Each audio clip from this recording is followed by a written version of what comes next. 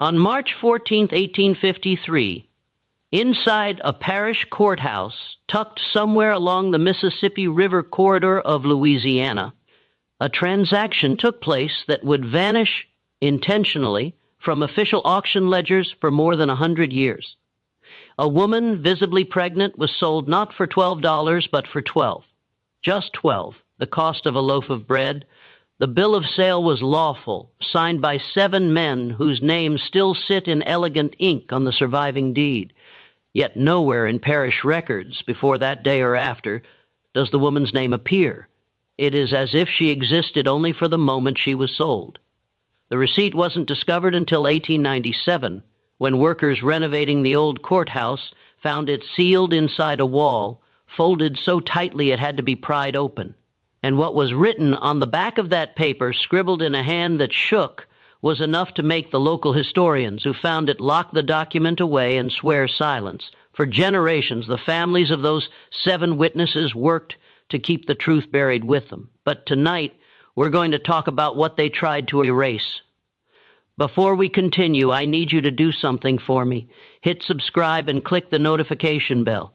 These are the histories that were never meant to be told, and the more people who hear them, the harder they are to silence. And tell me, where are you watching from? Drop your city or state in the comments. Let's see how far this forgotten story travels. Now, what happened in that Louisiana courthouse wasn't a clerical mistake or an oddity caused by chaos. It was intentional, precise, and it operated fully within the legal machinery that governed Louisiana in the decade before the Civil War ripped the old order apart. St. Helena Parish in 1853 was the kind of place where Spanish moss hung in curtains so heavy the sun had to fight its way to the dirt. The air carried the grit of river silt and the sweetness of burning cane. Wealth in the parish wasn't counted in land or livestock. It was counted in people. Greensburg, the parish seat, was a quiet cluster of whitewashed buildings gathered around a courthouse square. Transactions there were carried out with the solemnity of a sermon. Come Saturday, the courthouse steps transformed into an auction platform where everything, chairs, mules, acres, and human beings, sold with the same practiced efficiency. The auctioneers understood the rhythm of commerce, the buyers understood the boundaries of their wallets, and everyone understood the rules of a system built to hide what needed hiding, and everyone understood that what happened on those steps was sanctioned by law, blessed by custom, and enforced by men who believed themselves to be the architects of civilization itself. In the spring of that year, 3 men held particular power in St. Helena Parish. Judge Amos Crenshaw presided over the district court with the authority of Scripture. At 62 years old, he had spent 4 decades interpreting laws written to protect property above all else. His decisions shaped the parish like a river shapes its banks, slowly, inevitably, with a force that seemed like nature itself.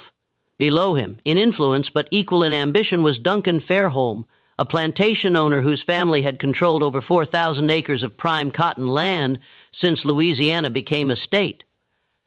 Fairholme was 47, educated in Charleston, fluent in French, and ruthless in business. His plantation, Bellamont, employed an overseer named Silas Guthrie, a man whose reputation for cruelty kept the enslaved population compliant through fear alone. The third man in this trinity of power was Nathaniel Puitt, the parish tax assessor and recorder of deeds. Puitt was younger, 39, hungry for status in a society where family name meant everything, and his meant nothing. He had arrived in Louisiana from Virginia with forged letters of introduction and an understanding that in the chaos of westward expansion, a man could reinvent himself if he was willing to do what others would not. These 3 men intersected on the morning of March 14th because of a woman whose existence had been carefully erased from every record they controlled. Her name was Clarara. She had been born on a tobacco plantation in Virginia approximately 23 years earlier. The word approximately matters here because enslaved people were often not afforded the dignity of recorded birth dates. She had been sold south at age 15, separated from her mother and 2 younger siblings in a Richmond auction house on a Tuesday morning in late summer. The man who purchased her was Edmund Fairholme, Duncan's father, who died of cholera in 1849, leaving his entire estate, including 47 human beings, to his son. Clara worked in the main house at Belmont. She was clever with numbers, could read despite laws forbidding it, and possessed a quiet dignity that Duncan Fairholme first noticed, then resented, then sought to destroy. In October of 1852, Clara became pregnant. She never spoke the father's name aloud. She did not need to. Everyone in the main house knew. The enslaved women who worked alongside her knew. Duncan Fairholme's wife Margaret knew, and Duncan himself knew with a certainty that filled him with such rage that he could barely look at Clara without his hands shaking, because the father was not Duncan, it was his younger brother, William. William Fairholme was everything Duncan was not. Where Duncan was severe, William laughed easily. Where Duncan saw human beings as agricultural investments, William saw the fundamental evil of the system he benefited from and lacked the courage to oppose it. He was 28 years old, unmarried, and living in the overseer's cottage at the edge of Belmont's property, ostensibly managing the northern fields, but mostly drinking and reading abolitionist literature he smuggled from New Orleans. His relationship with Clara began as conversation. She brought meals to the cottage twice daily. He asked her questions about her life before Belmont. She answered cautiously at first, then with increasing honesty, as she realized he listened differently than other white men. Over months, conversation became something else, something that crossed every boundary their world had constructed.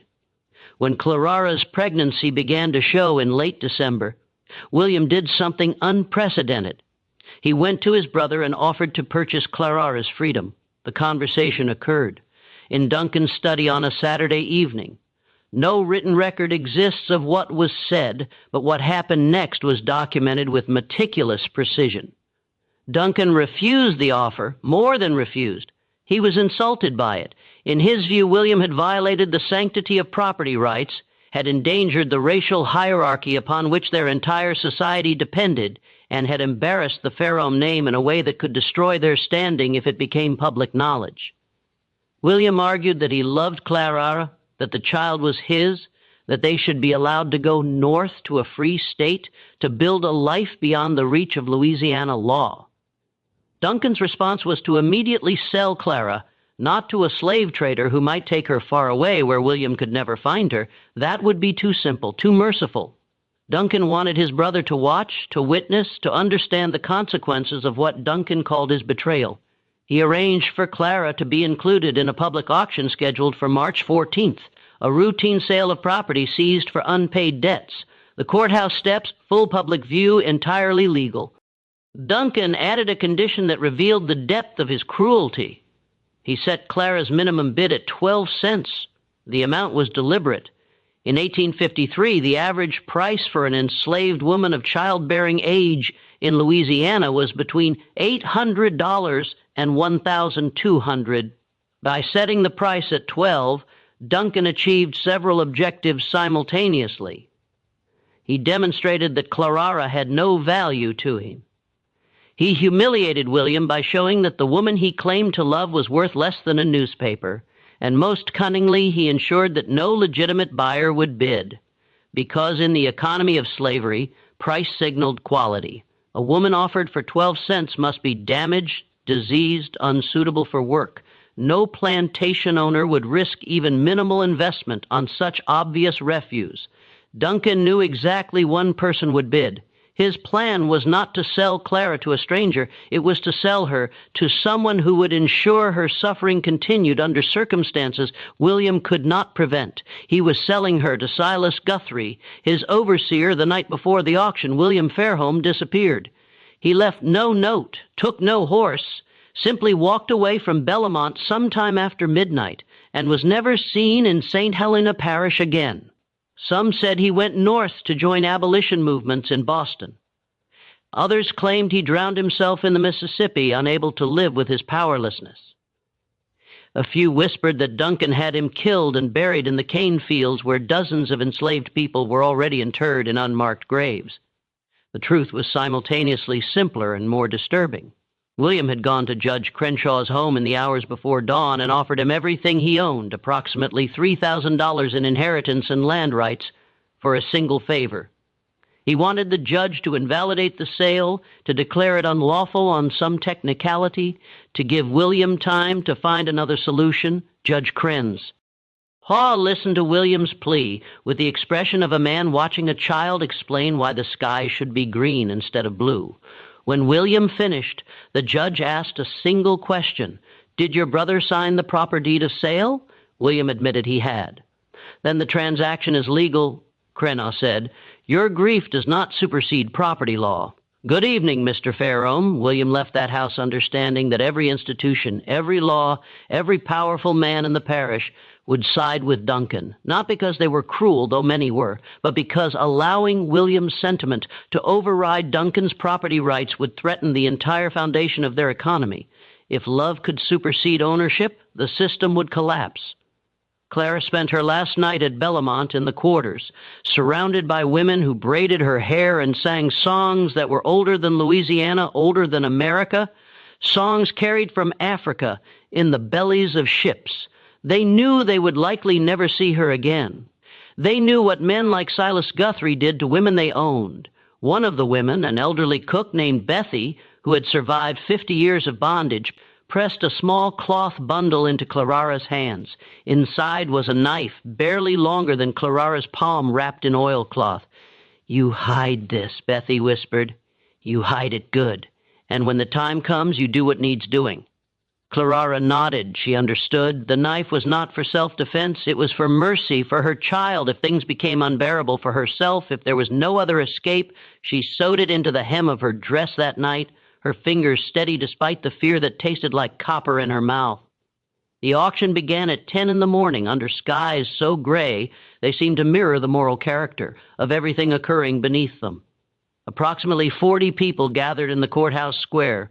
Most were there for livestock and furniture. A few came specifically for the human merchandise. Nathaniel Puitt stood on the courthouse steps with the deed of sale in his hands, reading from it in a voice designed to carry across the square.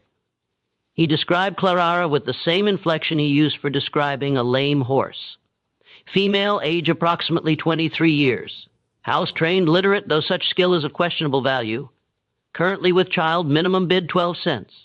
A murmur rippled through the crowd. 12 cents. Something was wrong with this one. Several men who had been prepared to bid immediately lost interest. Why risk investment on obviously defective property? Silas Guthrie stood near the front, his hat pulled low, his expression unreadable. He was waiting for the crowd to disperse, waiting for the moment when no one else would bid, when he could purchase Clarara for the pittance Duncan had arranged, when she would become his property to do with as he pleased. But something unexpected happened. A man near the back of the crowd raised his hand. 12 cents, he called out. Every head turned. The man was a stranger, tall, thin, wearing a traveler's coat, dusty from the road.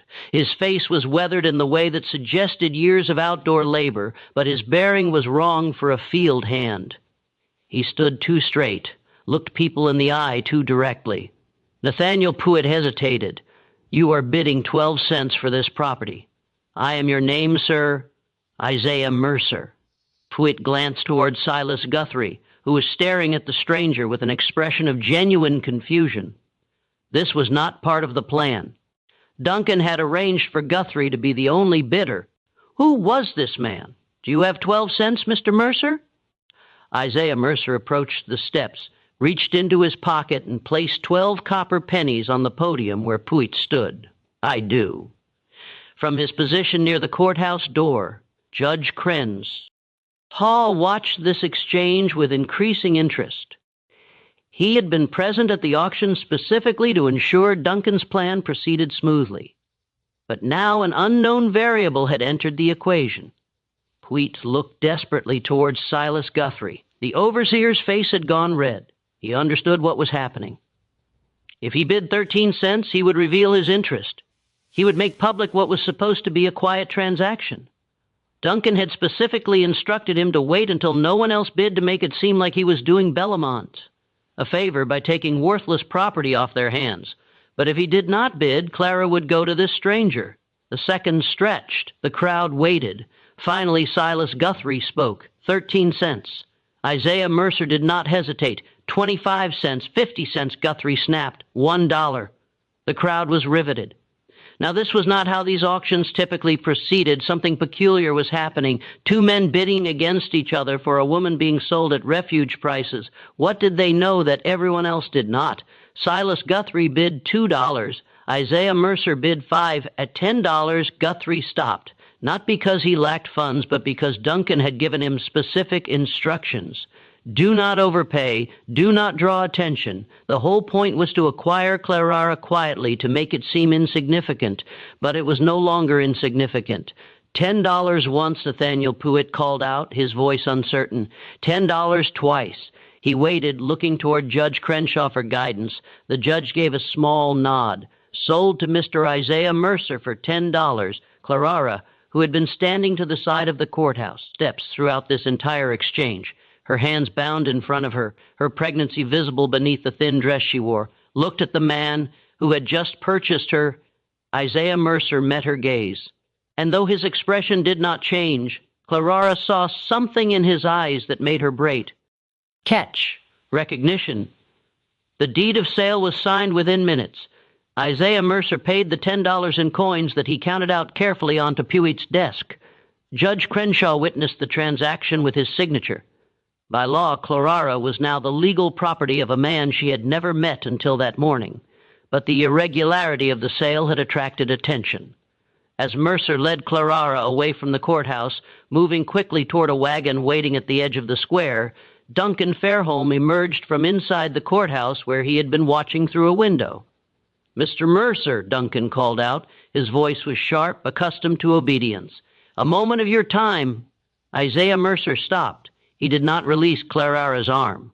When he turned to face Duncan, his expression was carefully neutral. "Mr. Fairholme, you are not from this parish. I am not. What brings you to St. Helena?" "Business." Duncan took a step closer, trying to place this man, trying to understand what had just happened. The auction was supposed to be controlled, predictable. This outcome was neither. What sort of business? "My own sort," Mercer replied. His voice was quiet but firm. "The transaction was legal. The judge witnessed it. Unless you have some objection to the sale." It was a challenge phrased as a question. Duncan recognized it immediately. If he objected, he would need to provide grounds. And what grounds could he offer? That he had deliberately undervalued Clara to humiliate his brother, that he had arranged for his overseer to purchase her for purposes Duncan preferred not to state publicly. "No objection," Duncan said slowly, "though I am curious. What do you intend to do with property you purchased for such a price?" "That is my business, Mr. Fairholme. Good day." Isaiah Mercer turned and continued toward the wagon. Clara walked beside him, her mind racing. Nothing about this made sense. This man had bid against Silas Guthrie, had paid $10, a significant sum, for a woman being sold as refu. And when she had looked into his eyes, she had seen something that terrified her more than anything that had happened in the past 4 months. He knew who she was. Not just her name, not just her situation. He knew her. They reached the wagon, a simple farm cart with a canvas cover. Mercer helped her climb into the back, his touch impersonal but not rough. Then he climbed onto the driver's bench, took up the reins, and urged the horse forward. They rode in silence through Greensburg, past the storefronts and houses, past the church with its white steeple, past the boundary where cultivated land gave way to pine forest. Only when they were well beyond sight of the town did Isaiah Mercer speak. "You do not remember me." Clara's voice was cautious. "Should I? Richmond, August 1845. You were 15 years old. I was there the day you were sold. Clara's blood went cold. You were at the auction. I was. Mercer kept his eyes on the road. I was working for a man named Ephraim Dalton, a slave trader. I drove his wagons, managed his property. I watched you and your family stand on that block. I watched your mother scream when they separated you. I watched Edmund Fairholme pay $700 and lead you away. Then you are no different than the rest of them," Clara said, her voice hard. "I was no different," Mercer corrected. "I am no longer that man." He reached into his coat and withdrew a folded piece of paper. Without taking his eyes from the road, he handed it back to Clara. "Read it." Clara unfolded the paper with shaking hands. It was a deed of manumission, a document that, when properly executed and filed, would grant freedom to an enslaved person. The name on the document was hers. Clara, no last name because she had never been granted one, but her description matched her age. T scar on her left forearm from a childhood burn. At the bottom of the document, unsigned, was a space for the owner's signature. Isaiah Mercer's signature. "I do not understand," Clara whispered. 8 years ago, I watched your family destroyed on an auction block," Mercer said. His voice was steady. But there was something beneath it, something that might have been shame or grief or both. "I told myself I was just doing a job, that I was not responsible for the system, that I was just a small part of a large machine. Then one night in New Orleans, I watched Ephraim Dalton beat a man to death over $5. I watched him do it slowly, and I realized that every person who participates, no matter how small their role, makes the machine function. So I left. I went north. I worked with people who were trying to dismantle what I had helped build." He paused, navigating the wagon around a fallen branch. 3 months ago, a man came to a meeting in Cincinnati. His name was William Fairholme. He told us about a woman in Louisiana who was carrying his child. He told us his brother was going to sell her to an overseer known for brutality. He gave us the date and location of the auction. He asked if anyone could help. Clara's hand moved instinctively to her stomach. "William sent you." "He paid me," Mercer said, "not to purchase you. He paid me to bring you north to a safe house in Illinois, to a place where you and your child can be free." Clara stared at the deed in her hands. Freedom. The word felt foreign. Impossible. A promise that had been weaponized against enslaved people for so long that she no longer trusted it. "Where is William now?" she asked. Mercer's silence answered before his words did. "He died 2 weeks ago." "Fever," they said. "He was in Kentucky trying to arrange passage for others. The people I work with, they think it might not have been fever. They think someone from Louisiana tracked him down." Clara closed her eyes. William, reckless, idealistic William, who had read her poetry and promised her things that could never be. William, who had at least tried, which was more than most men in his position would ever do. "Duncan had him killed," she said. "It was not a question. We cannot prove it, but yes, I believe that. Just when we thought the worst of this story was behind us, when it seemed Clara might finally find freedom, the true horror of what happened in St. Helena Parish is about to reveal itself. If this story is giving you chills, share this video with a friend who loves dark mysteries. Hit that like button to support our content, and do not forget to subscribe to never miss stories like this. Let us discover together what happens next. The wagon continued north through the afternoon, following roads that grew increasingly rough and remote. Mercer explained the route they would take. They would avoid main roads, travel mostly at night, rely on a network of safe houses operated by free black families and sympathetic whites. It would take weeks to reach Illinois, months before Clara would be truly safe. But something was wrong. Clara could not articulate it precisely, but years of survival had taught her to trust her instincts, and her instincts told her that Isaiah Mercer was lying, not about everything.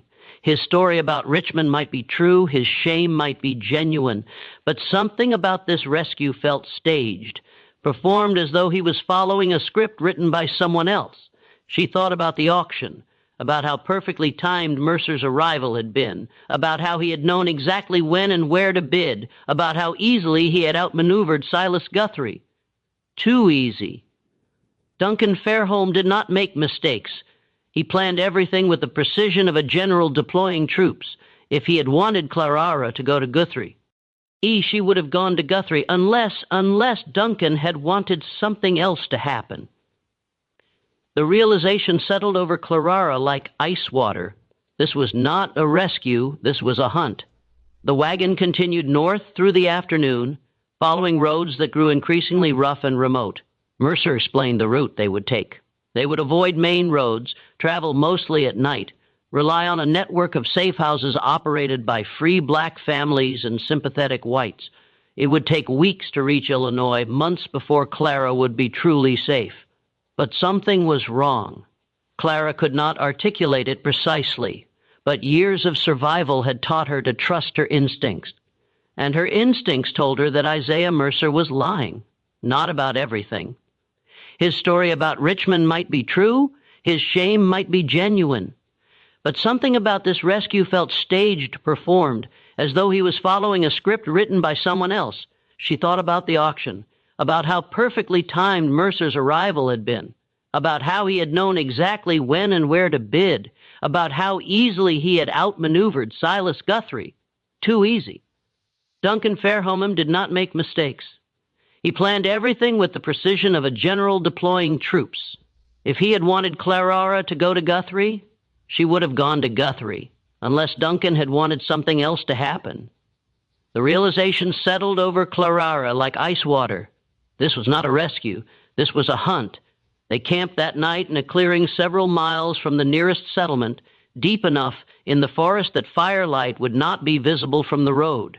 Mercer built a small fire and offered Clara dried meat and cornbread. She ate mechanically, her mind working through possibilities. If Duncan wanted her dead, he could have had her killed at Bellamont. Simple, quiet, enslaved women disappeared regularly. And one questioned it, but Duncan did not want her dead. He wanted William destroyed completely, and William was already gone, already beyond Duncan's reach. So Duncan needed something else. He needed proof that William's betrayal had consequences. He needed the child Clara carried to suffer, and more than that, he needed it to be William's fault. The escape was designed to fail. Mercer was not rescuing Clara. He was delivering her to something worse than Silas Guthrie. Somewhere along this route, they would be intercepted.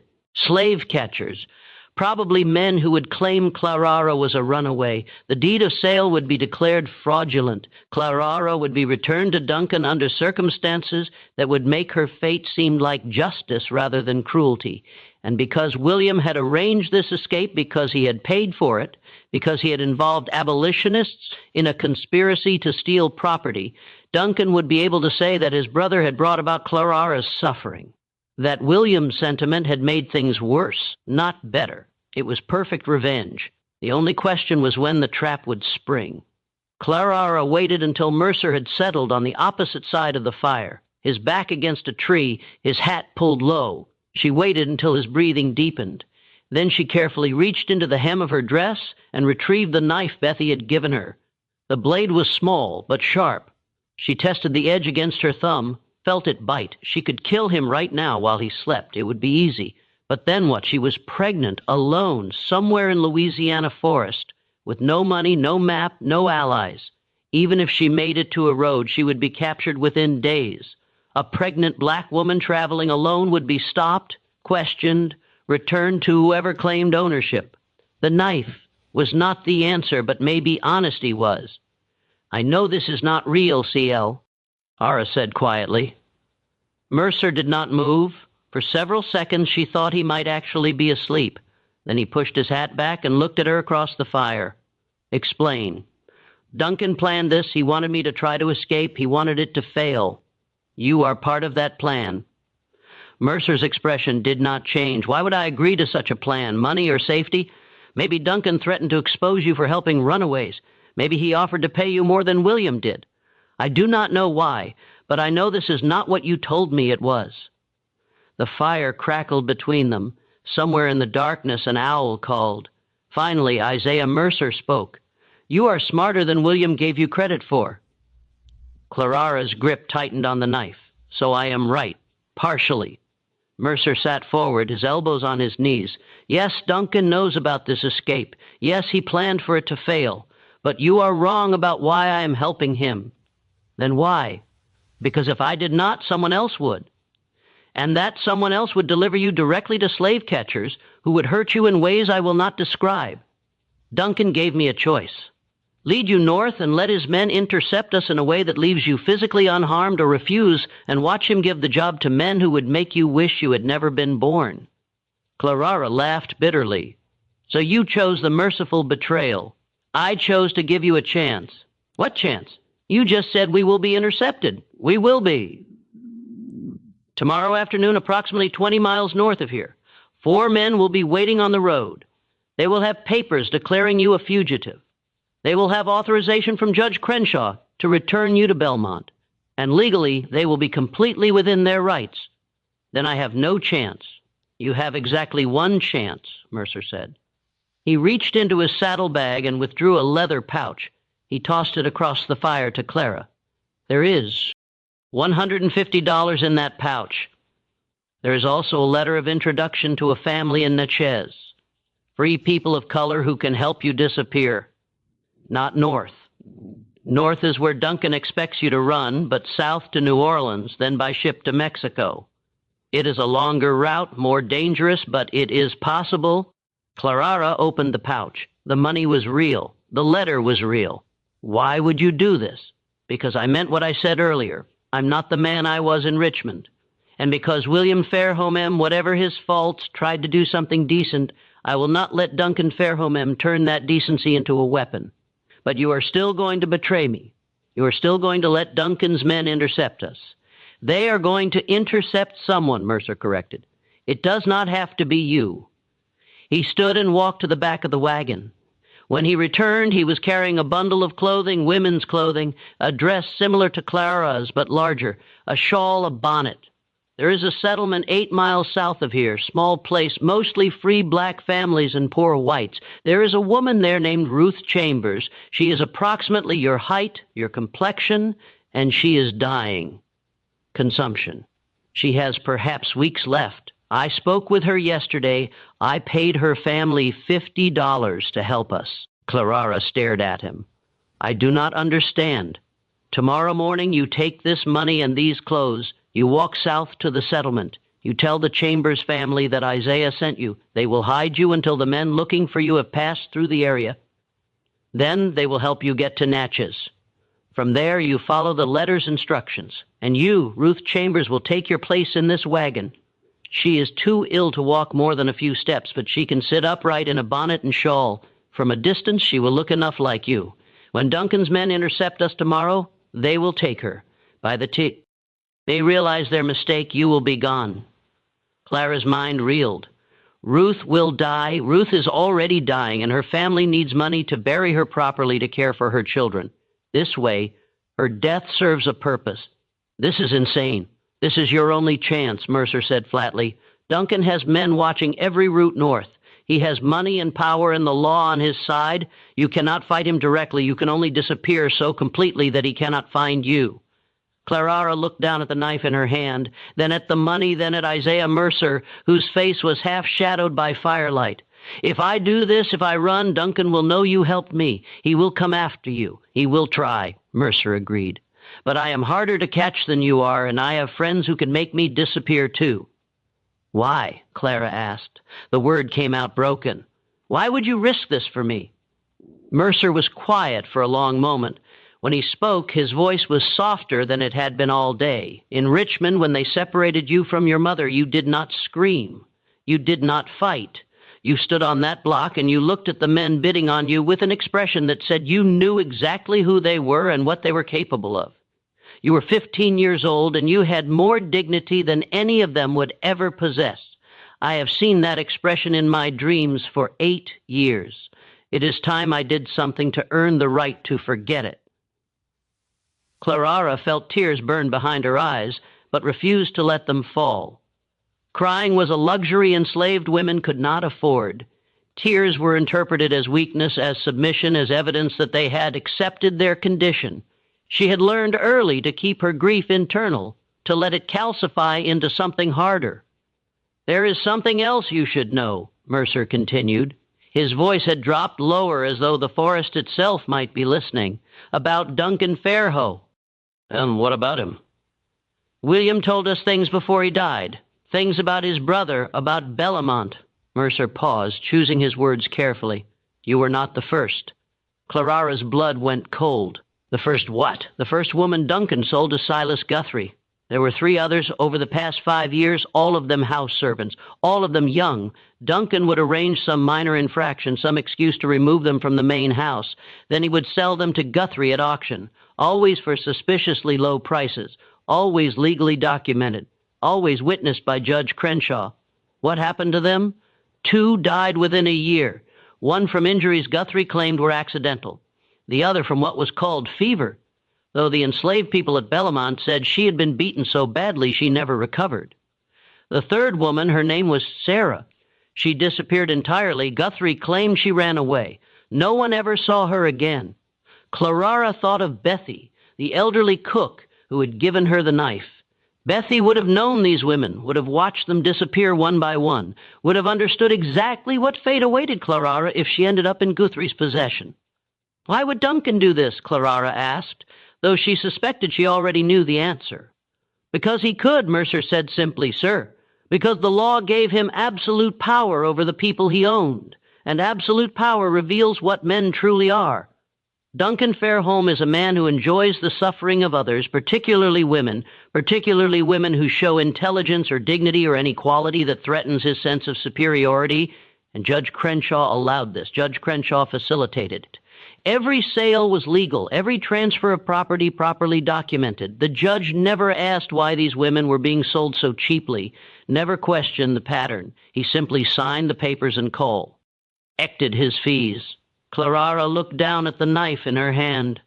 3 women before her, all of them destroyed by the same mechanism, all of them erased from history as thoroughly as if they had never existed. William knew about this. He discovered it about a year ago. Found records in Duncan's study. That was when he started reading abolitionist literature. When he started believing the system itself was the problem, not just individual cruelty within it. He tried to convince Duncan to free the enslaved people at Bellamont, offered to forfeit his own inheritance if Duncan would release them. Duncan laughed at him. Mercer fed another branch to the fire. When you became pregnant, William saw it as his chance to do something right, to save at least one person from the machine. He contacted abolitionists in Cincinnati, paid them everything he had, made arrangements for your escape. But Duncan found out how. We think someone in Cincinnati betrayed us. Someone who sold information to slave catchers who then sold it to Duncan. By the time William realized the escape plan was compromised, it was too late. Duncan had already restructured the whole auction to ensure you would end up exactly where he wanted you. Then why did William go to Kentucky? If he knew the plan had failed, Mercer's jaw tightened because he was trying to find another way. He thought if he could reach the Underground Railroad network, if he could get messages to conductors who operated in Louisiana, he could arrange a secondary rescue, something Duncan would not anticipate.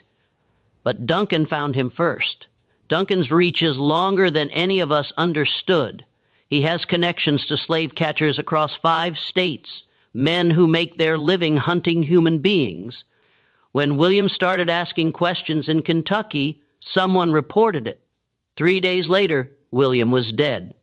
Clara absorbed this information slowly. William. Foolish and idealistic. William had actually tried. More than that, he had kept trying even after his first plan failed. That had to count for something, even if it ultimately accomplished nothing. The fever, they said, killed him, Clara asked. What really happened? We will never know for certain. His body was found in a boarding house in Louisville. The proprietor said William had been sick for 2 days, complained of stomach pain, vomiting, died in his sleep. But one of the abolitionists who saw the body afterward said William's fingernails were blue. His lips were discolored. Those are signs of poisoning, not fever. Duncan poisoned his own brother or paid someone to do it. Either way, William became a problem Duncan needed to eliminate. And Duncan is very good at eliminating problems while keeping his own hands clean. Clara thought about this, about a man so consumed by the need for control that he would murder his own blood relative, about a system that gave such men power and called it civilization. If Duncan could kill William and make it look natural, Clara said slowly, then he could kill you too. You understand that? Yes. This plan you have sending me south while Ruth takes my place, it will only work if Duncan believes you were genuinely trying to help me escape. If he suspects you deliberately failed him, you are a dead man. I know. Then why risk it? Mercer looked at her directly. Because I am tired of being the person who looks away. I'm tired of telling myself that I'm just following orders, just doing a job, just trying to survive in a system I did not create. Every person who makes that excuse, who chooses their own safety over someone else's suffering, makes the system stronger. I cannot dismantle slavery by myself, but I can save one person. I can do one thing that matters. It was, Clara realized, the same logic that had Motiva. Ted William, the same futile, beautiful logic that got idealistic people killed. But it was also the only logic that ever changed anything. Clara made her decision. I will go south, she said, but I need to know something first. The Chambers family. How did you find them? How did you arrange this? I have been traveling through Louisiana for 3 months preparing for your escape. I made contacts in several communities, offered money to families who might be willing to help. The Chambers family was one of 3 who agreed. 3 families? You planned multiple escape routes? I planned for contingencies. Duncan is not the only one who can think several moves ahead. Clara felt something shift inside her. This man, this stranger who had participated in her family's destruction 8 years ago, had spent 3 months preparing to save her, had risked his life to create options, had thought through scenarios and backup plans with the same meticulous care Duncan applied to his cruelties. Perhaps redemption was not a single dramatic gesture. Perhaps it was the slow, methodical work of becoming someone different than you had been. What about Ruth? Clara asked. When Duncan's men realize they have the wrong woman, what will they do to her? Nothing, Mercer said. She will already be dying by the time they discover the switch. Ruth will likely be unconscious or delirious from fever. They cannot torture someone who is that far gone, and they cannot prove she willingly participated in a deception. For all anyone knows, I made an honest mistake. I believe Ruth was you. Duncan will not accept that explanation. Duncan does not have to accept it. He just has to acknowledge that he cannot prove otherwise. And without proof, even Duncan Fairholme has limits to what he can do publicly. Clara was not entirely convinced, but she had no better alternative. She thought about Ruth Chambers, a woman she Dee never met, who was sacrificing her final days to give Clara a chance at freedom. It was a debt that could never be repaid. I want to meet her, Clara said before I leave. I want to thank her. That is not wise. The less you know about each other, the safer you both are. I do not care about safe, Clara said, her voice harder than she intended. A woman is dying for me. The least I can do is look her in the eye and tell her I will not waste what she is giving me. Mercer studied her for a long moment. Then he nodded. We will stop at the settlement in the morning. You will have 15 minutes, no more. They reached the Chambers settlement just after dawn. It was less a town than a collection of cabins arranged around a Commonwealth home to perhaps 30 people. Free black families, mostly, along with a few white families, too poor to care about racial hierarchies. The kind of place that appeared on no official maps, that existed in the gaps between parishes, that survived by being invisible to those who might want to destroy it. Ruth Chambers lived in the smallest cabin at the edge of the settlement. Her husband had died 2 years earlier in a logging accident. Her children, 3 of them ranging from age 4 to 12, were being cared for by neighbors, while their mother spent her final days in relative peace. Relative because consumption did not allow for peaceful deaths. It hollowed you out slowly, turned your lungs into useless meat, made every breath a battle you knew you would eventually lose. Clara entered the cabin with Mercer behind her. The interior was dim, lit only by a single window covered with oiled paper. The air smelled of sickness and sage. The latter burned in a futile attempt to mask the former. Ruth lay on a narrow bed against the far wall. She was thin enough that her body barely raised the blanket covering her. Her skin had the grayish cast of someone whose organs were failing, but her eyes, when she looked at Clara, were clear. You are the one, Ruth said. Her voice was barely a whisper. I am Clara. They told me you were worth saving. I wanted to see if that was true. Clara moved closer to the bed. I do not know if I am worth what you are giving. Nobody is worth a life, Ruth said. But that is not why I agreed to help you. I agreed because my children need what Mr. Mercer paid. Because I am dying anyway, and because if I have to die, I would rather die doing something that means something. Your children, Clara said, what will happen to them? My sister will take them. The money Mr. Mercer gave us will be enough to feed them through the winter, maybe enough to buy a small plot of land where they can grow their own food. It is more than I could have given them otherwise." Clara felt tears burning again. She knelt beside the bed, took Ruth's hand. The bones felt like bird bones, light and fragile. "I will remember you," Clara said. "I will tell my child about you, about what you did. Your name will not be forgotten." Ruth smiled weakly. "Names do not matter much where I am going, but if it comforts you to remember, then remember. Just make sure you live. Make sure that baby lives. Do not let me trade my death for nothing." "I will live," Clara promised. "Whatever it takes." "Good." Ruth's eyes fluttered closed. "Now go. Mr. Mercer will tell you what to do next. And do not look back. Looking back only makes the leaving harder." Clara squeezed Ruth's hand once more, then stood. As she turned toward the door, Ruth spoke again. "One more thing. When they take me tomorrow, when Duncan Fairholme's men realize I am not you, they will be angry. They might say cruel things. They might threaten me, but they will not hurt me. I will make sure of that." "How?" Ruth opened her eyes again. There was something in them now, something fierce, desperate. The weakness of her body. "Because I will already be dead." Clara froze. "What do you mean?" Mercer stepped forward. "Ruth and I discussed this. The timing needs to be precise. If she dies during the interception before Duncan's men can question her, they have no leverage. They cannot prove deception. They cannot punish anyone. All they can do is admit they failed. You are planning to die at exactly the right moment?" Clara asked, incredulous. "I am planning to die on my own terms," Ruth corrected. "Consumption will kill me within weeks anyway. This way I choose when and how. This way my death serves a purpose instead of just being another tragedy." Clara understood. Then Ruth had medicine, something the settlement doctor had given her, probably Lord or morphine, intended to ease her pain in the final days.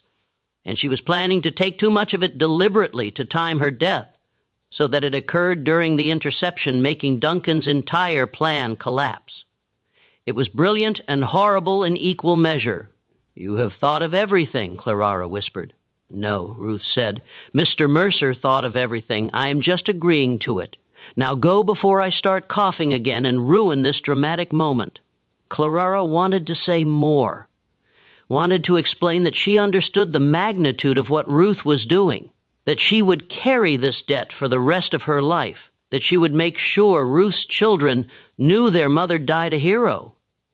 But Ruth's eyes had closed again, her breathing shallow and labored.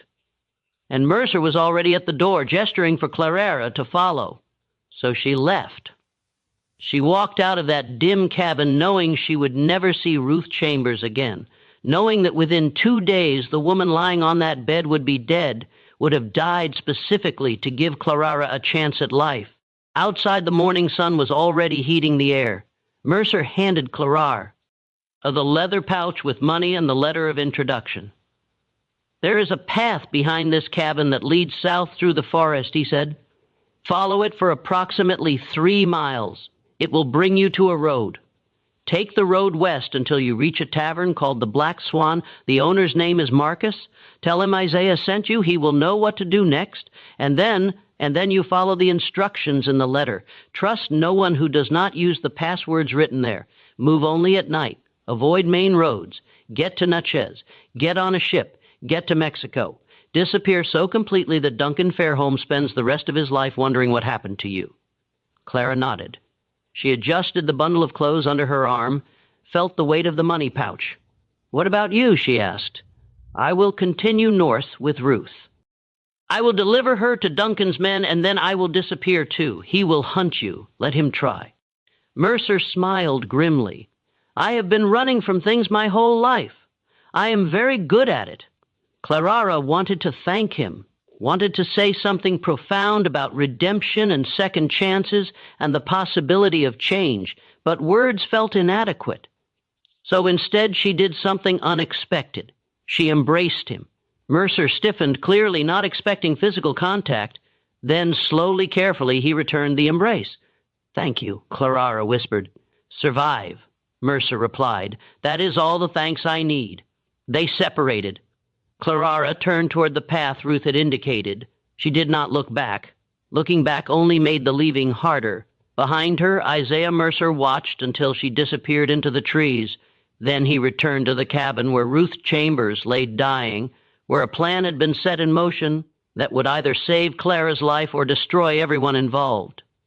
The next 24 hours would determine which. Clara left before dawn, carrying the leather pouch and wearing the bundle of clothes over her arm.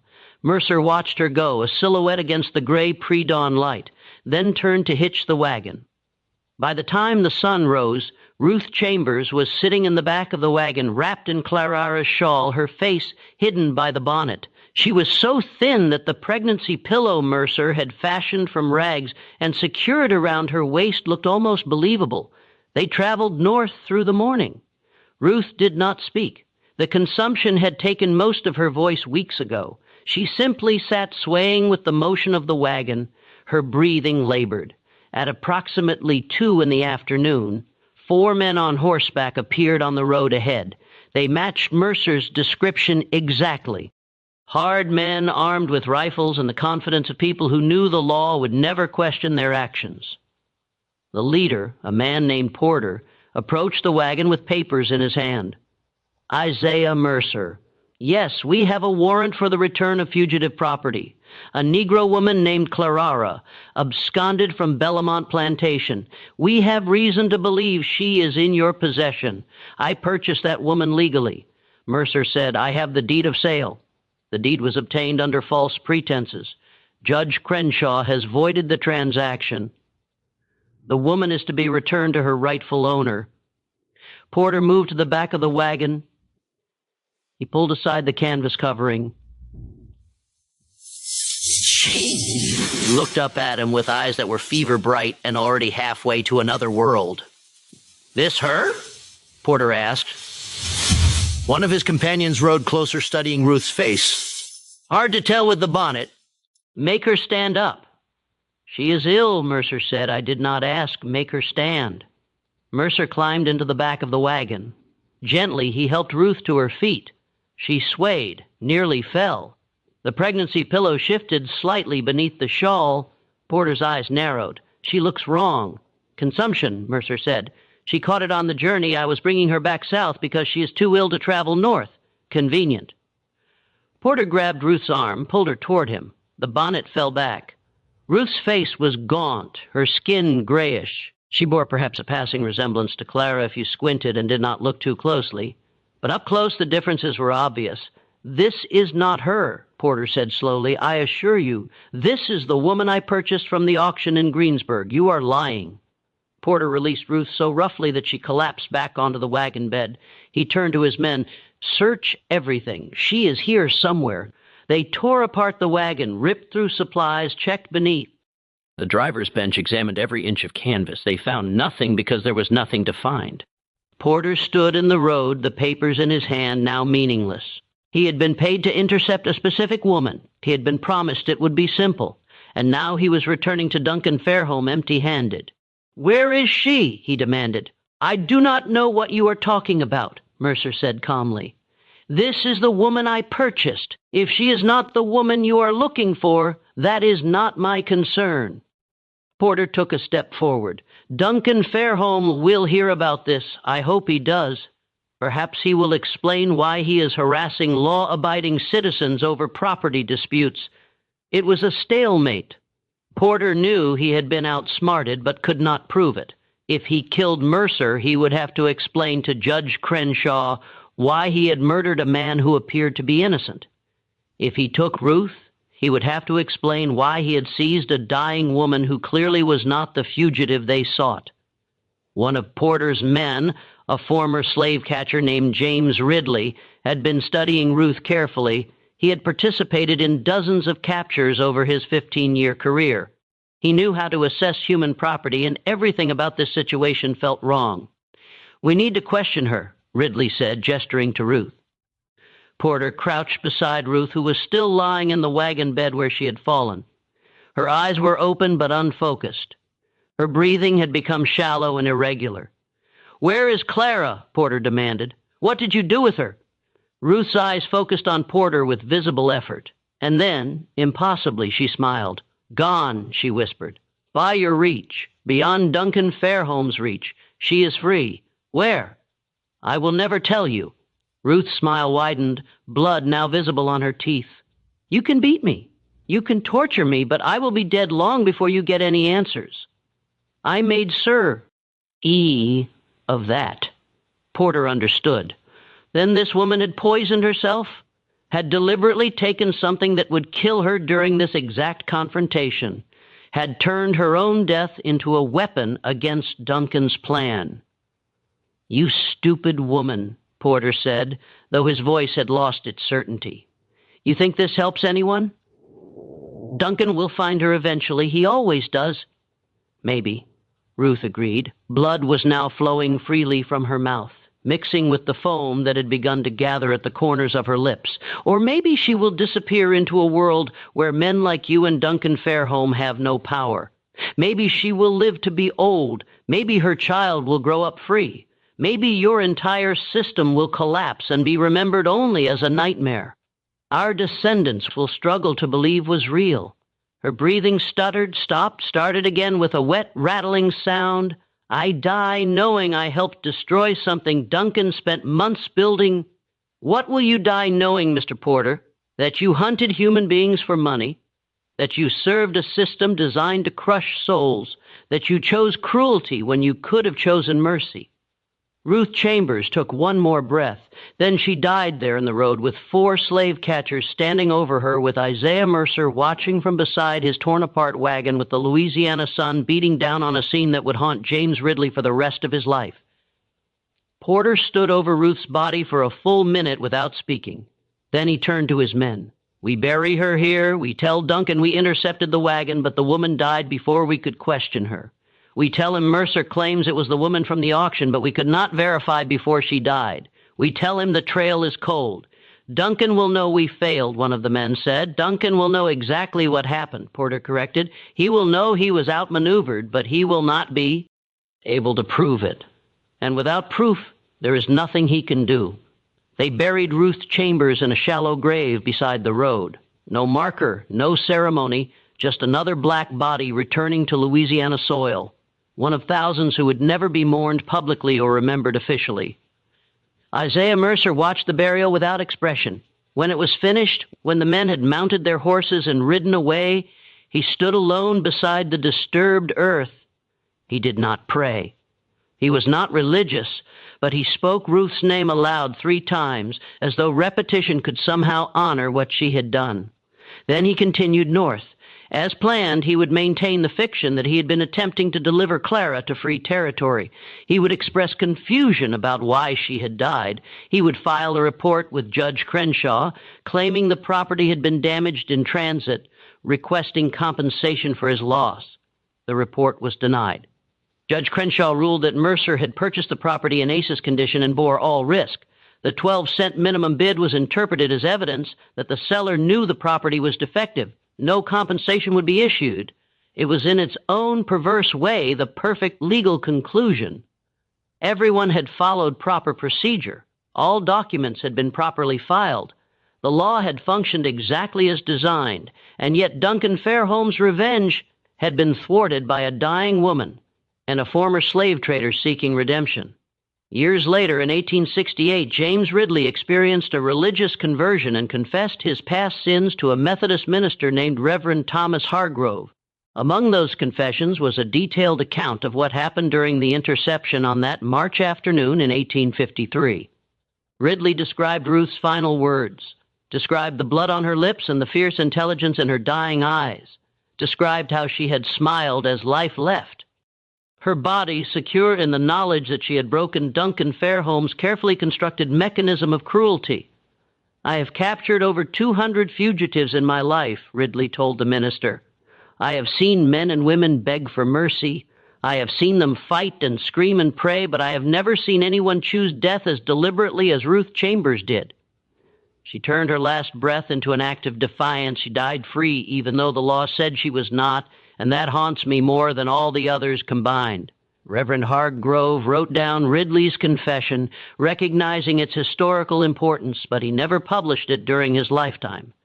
The confession sat in his personal papers until his death in 192, at which point his daughter Sarah discovered it while sorting through his effects. She was horrified not merely by the content, though that was disturbing enough, but by the implications. Her father had known about this incident for 34 years and had never reported it, had never shared it with historians or journalists, had simply preserved it privately as though documenting evil was sufficient without actually confronting it. Sarah Fletcher did something her father had not. She published the confession in 193 in a small abolitionist journal that few people read, but she published it. She made it part of the public record. That publication is how we know the details of Ruth Chambers' final moments, how we know she chose her death deliberately, how we know she smiled as she died, secure in the knowledge that she had broken Duncan Fairholme's plan. Duncan Fairholme spent the next 6 months searching for Clarara. He hired professional slave catchers. He placed advertisements in newspapers across 3 states. He offered rewards that increased from $500 to $2,000. He never found her. Judge Crenshaw died in 1861, just before Louisiana seceded from the Union. He took whatever knowledge he had of the true circumstances to his grave. Duncan Fairholme survived the Civil War, but lost everything in its aftermath. Bellamont was burned by Union troops in 1863. Duncan himself died in 1872 in a boarding house in Mobile, Alabama, bankrupt and alone. His wife Margaret had left him years earlier. His brother's name was never mentioned in his presence again. Silas Guthrie, the overseer, was found dead in 1854 in a ditch outside Greensburg. The official cause was listed as accidental drowning, though he was found face down in less than 6 in of water. No charges were ever filed. Nathaniel Pwitt continued as parish recorder until 1863, when he fled Louisiana ahead of Union forces. He was never heard from again. The receipt discovered during the 1897 courthouse renovations contained more than just the record of Clarara's sale. On the back, written in William Fairholme's hand, was a message to whoever finds this. "My name is William Fairholme. I tried to save a woman I loved from my brother's cruelty. I failed her as I have failed in most things of importance.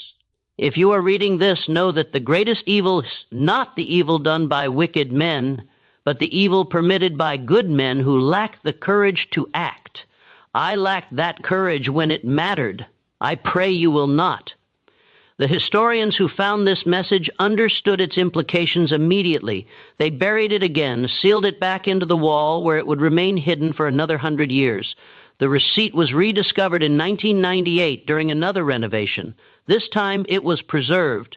It now sits in the Louisiana State Archives, but Clara's fate remains unknown. Some historians believe she made it to Mexico, possibly settling in Veracruz, where a community of escaped enslaved people had established themselves. Others think she went to Haiti. A few believe she died somewhere along the journey. One theory proposed by a genealogist in 2006 suggests that a woman matching Clarara's description appeared in census records in Illinois in 1870, living under the name Clarara Freeman, with a mixed-race daughter born in 1853. The daughter's name was listed as Ruth. If the theory is correct, if Clarara did survive and build a life in freedom, then Isaiah Mercer succeeded. The rescue designed to fail failed to fail. The trap Duncan so carefully constructed caught nothing. But we cannot know for certain. The historical record is incomplete. Documents were destroyed during the Civil War. Memories were deliberately suppressed. What we are left with is fragments. A deed of sale, a receipt, a message hidden in a wall, census records that might refer to someone else entirely, and questions that will never be fully answered. Perhaps the silence of history is itself a kind of answer. Perhaps the fact that we cannot trace Clarara's path means she successfully disappeared, that she became impossible to follow, that she achieved what so many enslaved people dreamed of, complete and total freedom from the system that sought to control every aspect of their existence. Or perhaps she died alone and forgotten. Another casualty of a system that destroyed millions of lives with bureaucratic efficiency. The 12-cent transaction stands as a monument to that ambiguity. It was legal, witnessed, recorded in official documents, and yet it feels profoundly wrong in a way that transcends the already considerable wrong of slavery itself. The deliberate devaluation of a human life, the use of bureaucratic mechanisms to inflict cruelty, the participation of judges and clerks and ordinary citizens in a transaction designed specifically to cause suffering. Everyone involved made choices. Duncan chose revenge. William chose risk, albeit too late. Isaiah Mercer chose redemption. Judge Crenshaw chose all over mercy. Ruth Chambers chose to use her death to help a stranger.